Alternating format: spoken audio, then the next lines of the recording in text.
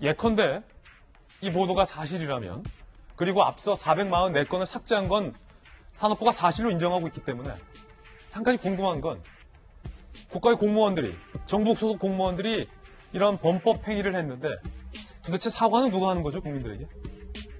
삭제된 청와대 보고 원전 자료, 검찰 3,600건을 확보했다. 동아일보 기사입니다. 지난달 5일 대전지검이 산업부 압수수색 당시 원전 폐쇄에 관여를 안 한 A 사무관의 컴퓨터 속에 조기 폐쇄 관련 문건 3,600여 건을 발견했다는 보도입니다. 그게 왜 거기서 나오죠? 김모 서기관이 삭제한 444개 청와대 보고 문건 중 복구하지 못한 120여 건도 포함이 돼 있다고 합니다. 이야, 이거 뭐 기술 좋아요. 검찰, 이건 자료를 삭제했던 것뿐만 아니라 관여를 안 했던 다른 공무원에게 컴퓨터에 저거를 은닉한 거 아니냐, 3,600여 건을 의심하고 있습니다. 물론 검찰의 현재로서는 의심일 뿐입니다. 감사 대비해서 자료를 옮겼을 가능성이 제기되고 있고, 동아일보 보도에 따르면 은닉 경위에 대해서 검찰이 조사에 착수했다라는 겁니다. 청와대를 추가적으로 압수수색해야 한다는 의견도 검찰 내부에 나오고 있다라고 오늘 동아일보는 보도하고 있는데, 이재명 기자, 444건 때문에 깜짝 놀랐는데, 일단 1, 3,600건이면 그 단위가 다른 거고, 2, 원전 폐쇄 관여 안 한 산업부의 또 다른 공무원이 지금 등장하는데 그 공무원의 컴퓨터 속에 도대체 3,600건이 업무와도 관련이 있지 않은데 왜 거기에 그게 들어있는 겁니까? 그걸 바로 검찰이 이제 주목하고 있는 거죠. 그러니까 지금 3,600건을 찾아낸 공무원이라는 건 이제 원전 산업 정책과에 같이 근무하고 있지만 사실 원전 폐기 이후에 전입됐기 때문에 사실은 이 검찰의 수사 대상이라든지 아니면 전에 감사원의 감사 대상이 아니었다는 거죠. 그런데 이번에 검찰이 지난달 5일날 압수수색 과정 속에서 그 서기관의 컴퓨터를 보니까 거기에 그러니까 월서 원전 1호기 조기 폐쇄 관련된 문건 3,600건이 거기서 무더기로 나왔다는 거죠. 거기에는 바로 이 지금 구속된 서기관이 폐기했다는 444건의 문건에서 또 그때 당시에 감사원이 444건을 확인하고 다 복구를 했는데 120건을 복구하지 못했습니다. 근데 그것까지가 다 그 원전 폐쇄에 관여하지 않은 서기관의 컴퓨터에 있었다는 겁니다. 그게 무슨 의미예요? 결국 검찰이 월성 원전 1호기 폐기 과정의 폐쇄 과정의 전체 내용을 지금 다 확보하고 있다 이렇게 볼 수 있는 거예요. 모든 자료들을.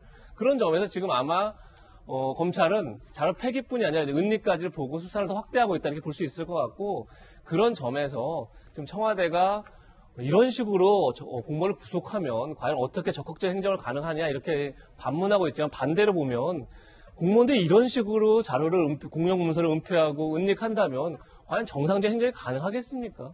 그런 점에서 검찰이 아마 이제 지금 구속영장을 청구한데도 아마 그런 다른 서기관의 컴퓨터에서 이렇게 무더기로 자료가 나온 것도 굉장히 중요한 의미가 있지 않나 싶고, 하나 꼭 말씀드리고 싶은 건 대통령이 윤석열 총장 징계 과정에서 절차적 정당성과 공정성을 강조하지 않았습니까? 한 공무원을 징계하는 과정에서 절차 정당성이 중요한데, 이 탈원전이라는 건 어쨌든 간에 국가 에너지 대계에 굉장히 중요한 정책 아니겠습니까? 이 과정에서 어떻게 절차 정당성이 중요하지 않을 수 있겠습니까? 결국 그 문제를 계속 검찰은 얘기하는 거고 야당은 얘기하는 건데, 자꾸 여당이 그걸 과민 반응 보이면 보일수록 제가 볼 때는 오히려 원전 수사가 더 탄력을 받을 수밖에 없다. 왜냐하면 국민들이 볼 때는 자꾸 여권이라든지 청와대가 과민 반응을 보이면 뭔가 감추려고 하나 이렇게 느낌이 더 강해지는 거죠. 그런 점에서 검찰 수사를 좀 지켜볼 필요가 있다 이런 생각이 듭니다. 오늘 검찰이 수사하고 있다라는 저희 동아일보의 단독 보도 내용은 향후 원전을 수사하는 검찰 수사에 굉장히 중요한 변수가 될 것 같은데, 지금까지는 자료를 삭제했다. 그런데 손정혜 변호사님, 이 보도가 만약에 사실이라면 3,600건을 다른 공무원의 PC에 숨겨둔 것, 이른바 은닉해놓은 것 아니냐라는 얘기가 된다는 건데, 이재명 부장 말은. 자, 법적으로 어떻게 되는 겁니까, 그러면? 은닉 자체를 어떤 범죄 행위로 규율하기는 어려운 게, 이번에 문건을 삭제한 것이 통상의 어떤 구속영장 청구 과정에서 보면 증거인멸죄로 다스렸거든요. 예.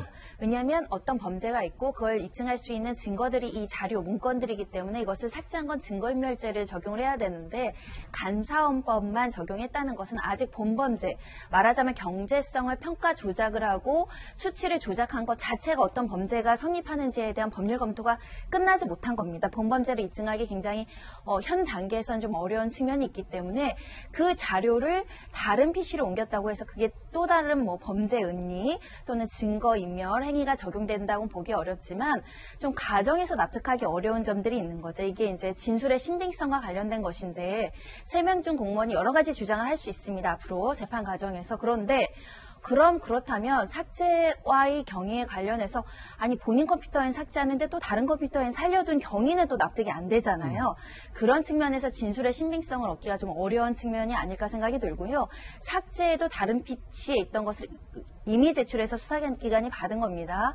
그럼 그 자료의 가치는 무엇이며 그 삭제나 옮기려고 하는 과정에서 누군가 개입했을 가능성, 지시했을 가능성이 굉장히 높은데 그 지시자가 드러나겠죠. 왜냐하면 문건을 보면 업무 메일이 있고요. 소통의 흔적이 있기 때문에 중간 어떤 의사소통체 그리고 최종적으로 지시자는 있게 마련이라서 조만간 실체가 밝혀지지 않을까 합니다. 윤태호 실장님, 이 굉장히 흥미로운 대목인데 동아일보 취재를 종합해보면 동아일보는 이렇게 의심하고 있는 거예요.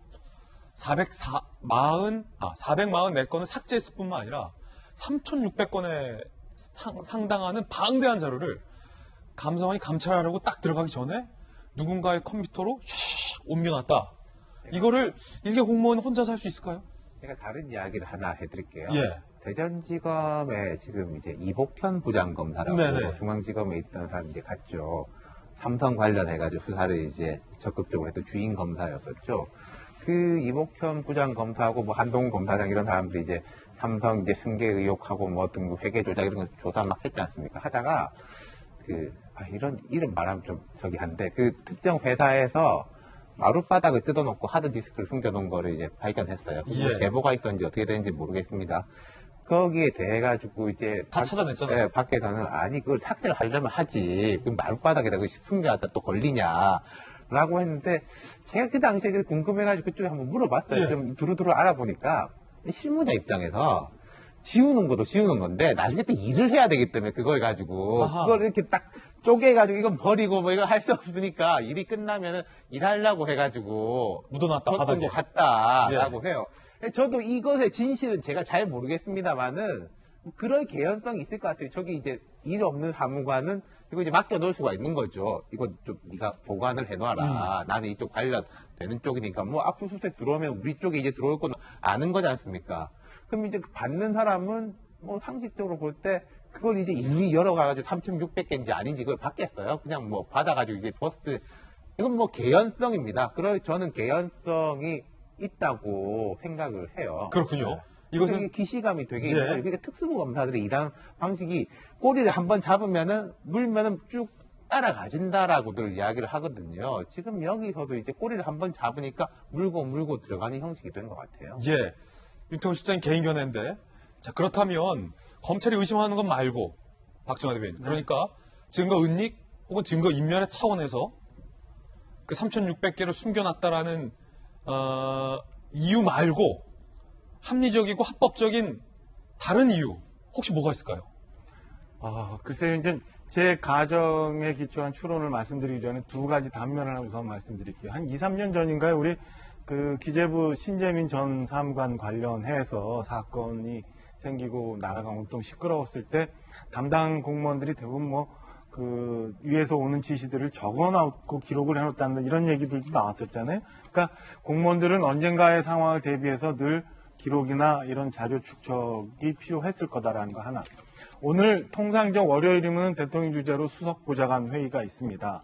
제 경험상 보면은 이 수석보좌관 회의 앞에 대통령이 모두 말씀하시는 게 공개되지만 뒤에 거는 비공개 상황에 각 수석별로 굉장히 중요한 사항들을 자세히 보고를 해와요. 이건 물론 정권마다 다 다르겠습니다만 그럼 이때 원전 관련해서도 굉장히 많은 보고들이 중요한 보고로 이루어졌을 가능성이 있다라고 이제 제 가정을 해놓고 두 가지 단면을 놓습니다. 자, 저는 3,600개의 문서가 오히려 지금 삭제했다는 440개의 문서보다도 훨씬 더 노골적이고 중요하고 이 소위 가공되지 않은 것들이 굉장히 많이 있었을 가능성이 있다고 보여져요. 그러면 그 3,600개를 검찰이 확인하고 있다면 전체 그림을 이미 다 알고 있지 않을까라는 생각이 듭니다.